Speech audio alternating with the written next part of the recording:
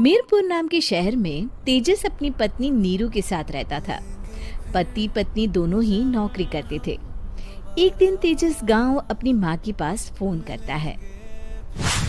Hello, प्रणाम माँ। जीते रहो माँ, तुम दादी बनने वाली हो हैं? अरे वाह, ठीक है बेटा, मैं कल ही आती हूँ। जब माँ जी शहर पहुंची तो बेटे बहू ने बहुत अच्छे से स्वागत किया।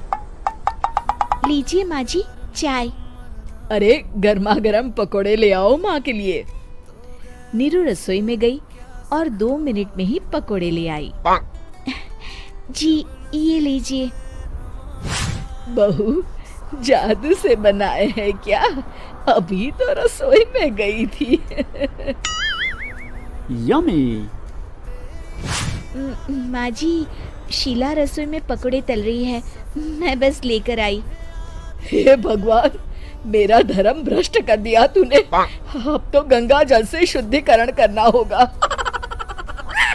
दूसरे दिन, माँ जी मैंने नाश्ता बना दिया है, ऑफिस जा रही हूँ। पर अभी तो घर का सारा काम पड़ा है।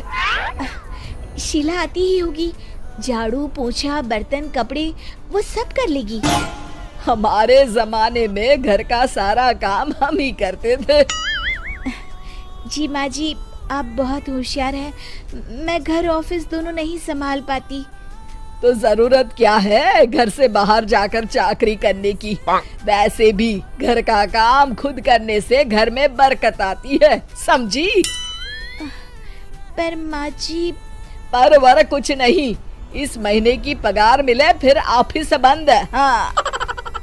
रात को नीरू तेजस से कहती है, सुनिए जी, माँ जी बोल रही थी कि मैं नौकरी छोड़ दूं। वैसे ठीक ही तो है, अभी तुम्हें आराम की जरूरत है। फिर भी आराम कहाँ, शीला को छुड़ाने के लिए बोल रही थी। तो अब 24 घंटे में इतना काम तो कर ही सकती हो। पर जॉब पसंद है मुझे, घर पर मन नहीं लगेगा। अगले दिन जब दोनों ऑफिस के लिए निकल रहे थे, मेरी तो कोई कीमत ही नहीं है इस घर में।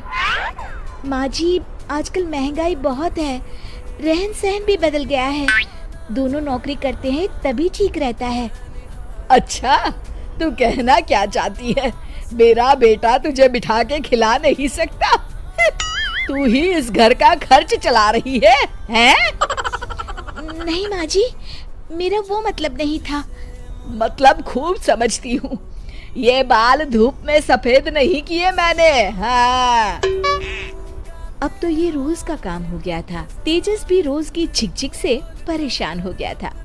एक दिन उसने कहा, नीरू, वैसे भी तुम्हें मैटरनिटी लीव मिलने वाली है, तो अभी से ही छुट्टी ले लो। पर क्या, मेरी सैलरी अच्छी खासी है। आखिर नीरू ने रिजाइन कर दिया। जब बच्चा हुआ तो घर में सब बहुत खुश हुए। कुछ दिनों बाद तेजस फाइल देख रहा था। क्या हुआ तेजस, कुछ परेशान लग रहे हो? अब हाँ, वो हमारी जितनी सेविंग्स थी वो तो हॉस्पिटल में और छठी के फंक्शन में खत्म हो गई है नीरू।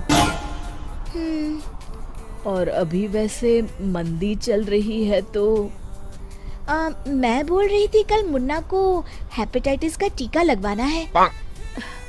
नीरू, क्या पोस्टपोन नहीं कर सकते? नहीं जी, बिल्कुल नहीं। अब तेजस को समझ में आ रहा था कि उससे गलती हुई है। पैसों की कमी का असर घर के माहौल पर भी पड़ रहा था। अगले दिन, बेटा मेरा चश्मा और ये दवाइयाँ ले आना, पर्चा देते हुए माँ जी ने कहा। जी। तेजस, मुन्ना के लिए दूध का डिब्बा और डायपर भी ले आना, और ये किराने के सामान की लिस्ट है, इसे भी लाना है। तेजस गुस्से में लिस्ट मरोड़कर फेंकता है और चिल्लाता है, पैसे क्या पेड़ पर उगते हैं? ये ले आना, वो ले आना। अरे पर ये जरूरत का सामान ही है। वो गुस्से में बिना कुछ कहे ऑफिस चला गया। अरे लंच तो ले जाइए। नीरू दौड़कर डिब्बा पकड़ाती है एक दिन खाना खाने के बाद, नीरू,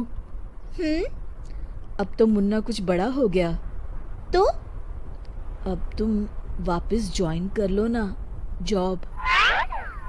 पर इस रिसेशन में जॉब मिलना बहुत मुश्किल है। ट्राई तो करो। फिर मुन्ना? माँ जी है ना, और एक फुल टाइम मेड भी लगा लेंगे।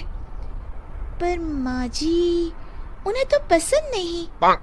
तभी माँ जी वहाँ आ जाती है और प्यार से नीरू के सर पर हाथ फेरते हुए बोलती है, अब मेरी समझ में आ गया बहू, पहले के और अब के समय में अंतर है।